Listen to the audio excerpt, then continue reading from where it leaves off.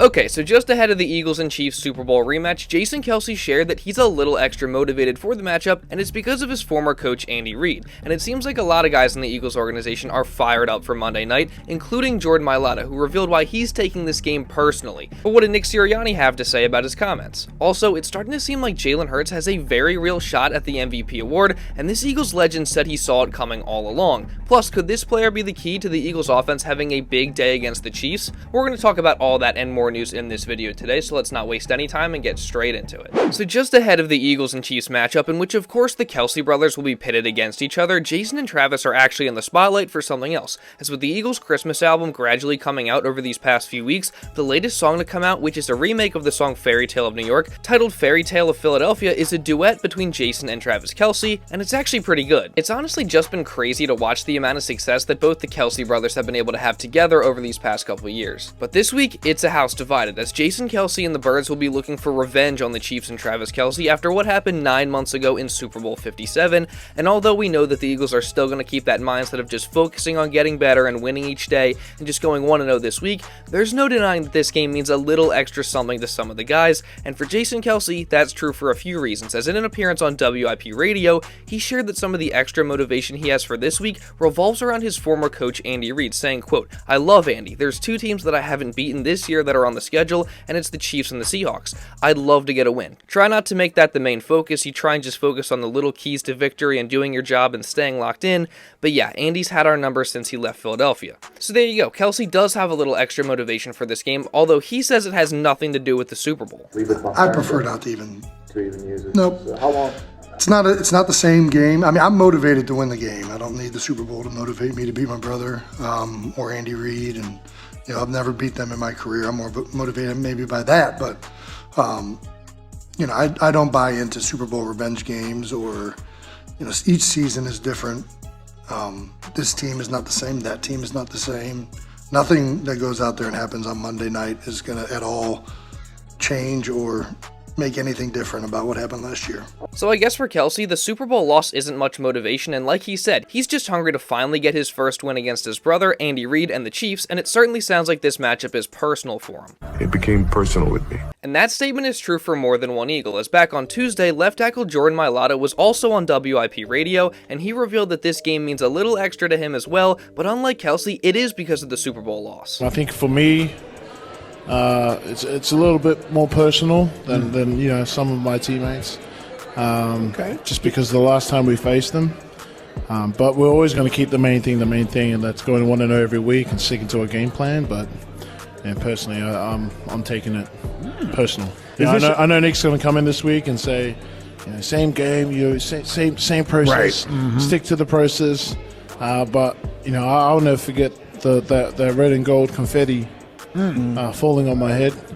I'll never forget those emotions from that day. Now, I think it's really cool to hear that Mailata is taking this game personally, and he definitely has a little extra motivation coming into this game, but that does spark a question, because like Mailata said, we know what Nick Sirianni is going to preach in the locker room this week, and we know he's a big believer in just sticking with the process and not letting in any distractions and not making any one game bigger than others, so you have to wonder if what Mailata said actually goes against Sirianni's message, and Nick did actually have some comments on it during Thursday's press conference.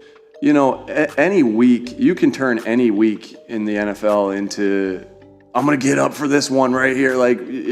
Our job is to make sure it's mentally challenging, and you have to be mentally tough to get up for every game the same every single week.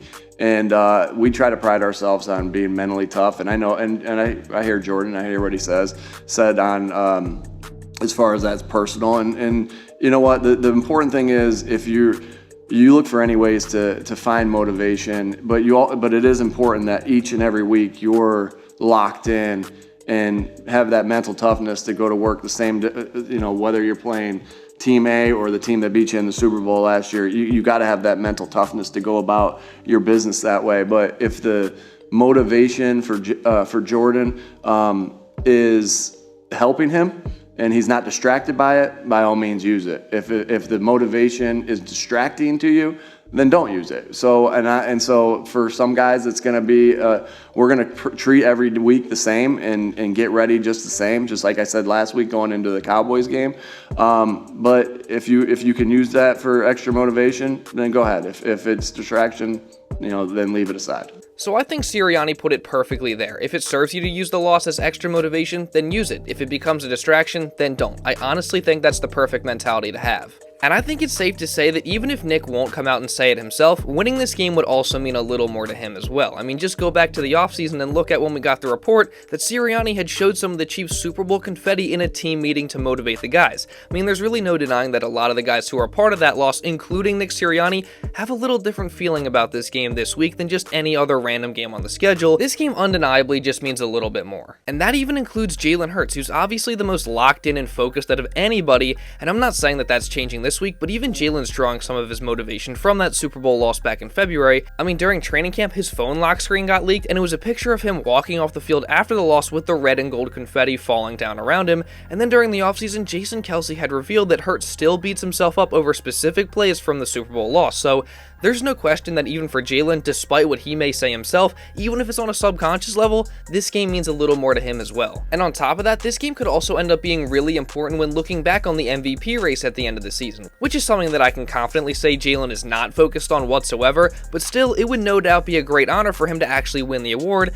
and he's currently on track to do that, at least as of Tuesday, as since then, none other than Jalen Hurts is listed as the betting favorite to win league MVP. Now, a close second is Patrick Mahomes, so whoever wins this game between the Eagles and the Chiefs is going to end up being the favorite, and if the Eagles can pull out the win, this could go a really long way in actually helping Hurts come away with the award. I mean, this could be a game people look back on when deciding who to vote for, and if Jalen outduels Mahomes and it comes down to those two, I think it's safe to say Jalen's going to end up winning, and if he did, that would be amazing. I mean, just think about how crazy his journey has actually been. Go back just a couple years ago, and nobody expected Jalen Hurts could be this good. The whole narrative was that he was going to be what ended up holding the Birds back. Not many saw him becoming as special a player as he ended up being, to where he's now in the MVP conversation yearly. But Eagles legend DeSean Jackson certainly did, as of course the receiver spent his last year with the Eagles playing alongside Jalen Hurts during his rookie year, and in an interview with Zach Berman, he revealed he saw this coming from Hurts all along, as he said, quote, "I predicted it for sure. Ask Howie Roseman when you talk to him. Tell him, what did D-Jax tell you on the sideline?" And then he also went on to tell a story about how during a practice in his rookie year,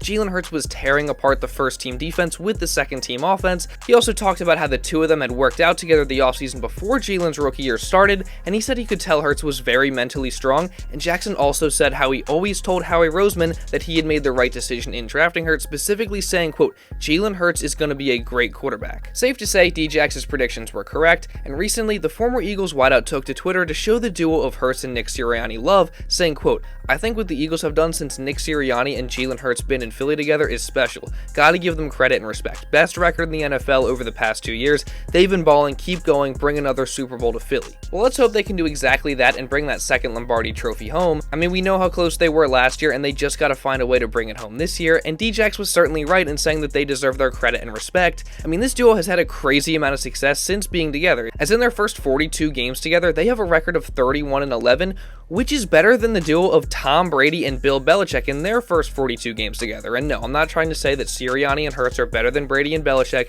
but at least early on, they're having a similar amount of success. And now this week, they'll be looking to take down another spectacular quarterback and coach duo in Patrick Mahomes and Andy Reid, but to do that, the Eagles may actually have to rely on something that they haven't been amazing at since early in the season, and that is the run game, because the weakness of the Chiefs' stout defense this year has been stopping the run, and specifically over the past 3 weeks, they've allowed over 130 rush yards per game on average. So for the Eagles, they need to try and take advantage of that by committing to running the football with DeAndre Swift. The thing is, they haven't been great at that since week 4, because since then, Swift is averaging just 3.4 yards per carry, and the Eagles are also averaging just 3.4 yards per carry in that span as well, which is 30th in the NFL. Now, I think this has to do with multiple different things, and I definitely don't put it all on Swift or the offensive line. I do actually think Swift has been doing some good things recently, especially in the receiving game, although he does have to hold onto the football, as we've seen him fumble a couple times. But now getting back to the run game, this week with right guard Cam Jurgens back, who seemed to be the key to the Eagles' run game being so dominant early in the season, maybe things will change. And who knows, maybe we'll see the Eagles and Swift really have a lot of success on the ground. And if the Eagles do that, that'll be crucial for them winning the time of possession battle, also tiring the Chiefs defense out and keeping Patrick Mahomes off the field. I mean, I honestly think if we get a great performance from Swift, the Eagles' chances of winning this game will skyrocket. But now, just to cap this off with some injury news, the Eagles have officially placed linebacker Nakobe Dean on IR,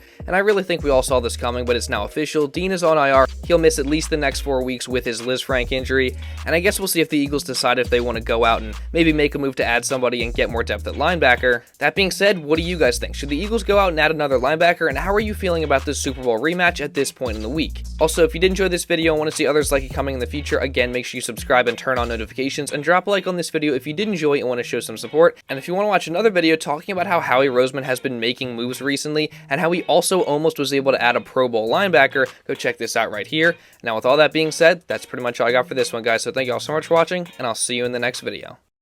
I turned my face away and dreamed about. I mean, you knew it.